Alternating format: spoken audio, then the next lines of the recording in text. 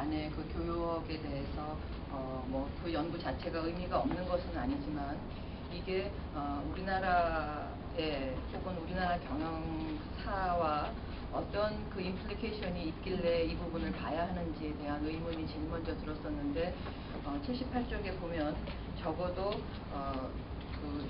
세 번째 그 패러그래프에 보면 이 시기의 경제 발전의 원동력이었던 거상에 대한 연구 자체가 흥미로운 것도 있지만 동시대의 우리나라 경제와 상단들을 이해하는데 새로운 시각에 그래서 역시 제가 제목을 보고 가졌었던 그 우리나라 경영사학에 대한 임플리케이션이 들어갔겠구나라고 생각을 했는데 방금 가장 마지막에 하신 그 95쪽의 결론을 보면 그 동시대에 우리나라의 뭐 상업활동이라든지 그 경영사적으로 생각되는 부분하고의 관련이 아니라 그냥 굉장히 일반적인 또 개척정신, 도전정신을 말한 부분은 앞부분에 그러니까 이 연구가 그 시대 동시대의 우리나라 상업활동이라든지 대해서 갖는 임플리케이션과 연결이 조금 좀 초점이 좀 맞지 않았다는 생각이 들고요. 예.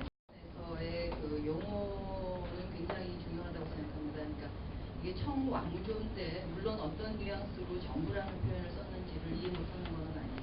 저는 이제 제목이 좀 변경하면 어떻게나 싶은 생각을 해봤습니다.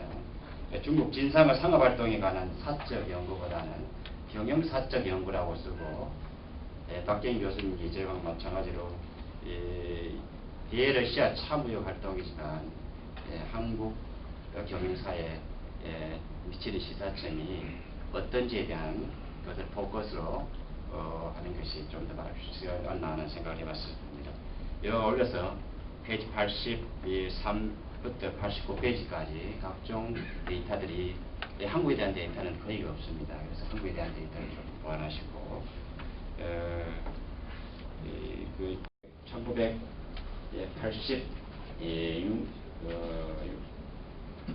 1868년도부터 1913년까지 중국 차 수출 각국의 비중 조금 더 보완하시면 좋은 논문이 될 것 같습니다.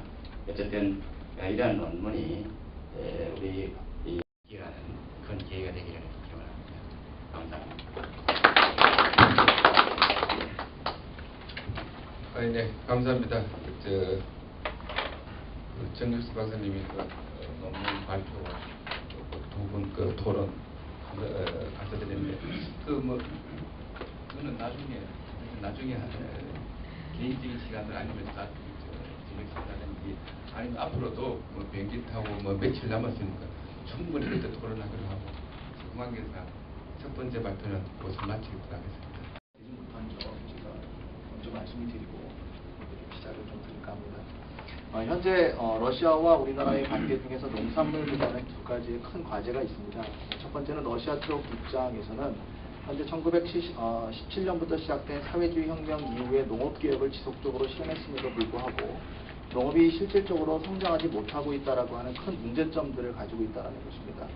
두 번째는 최근에 2000년도에 WTO를 비롯한 세계 기구에 참여하려고 하고 있지만 러시아 시장 입장에서 보면 농업 분야에 대한 시장 개방폭이 너무 불안전하다라는 큰 문제점을 두 번째로 가지고 있고, 세 번째는 거대한 자원을 가지고도 세계 강대국으로 성장하고도 있음에도 불구하고 순수한 농산물 수입국이다라고 하는 지위에 대한 여러 가지 문제점들을 가지고 있다는 것을 통해서 2001년도부터 시작한 푸틴 정부는 농업 분야에 대한 새로운 시스템적인 개혁이 필요하다는 것에 대한 논의를 지속적으로 시작하고 있다는 데 러시아 쪽의 입장입니다.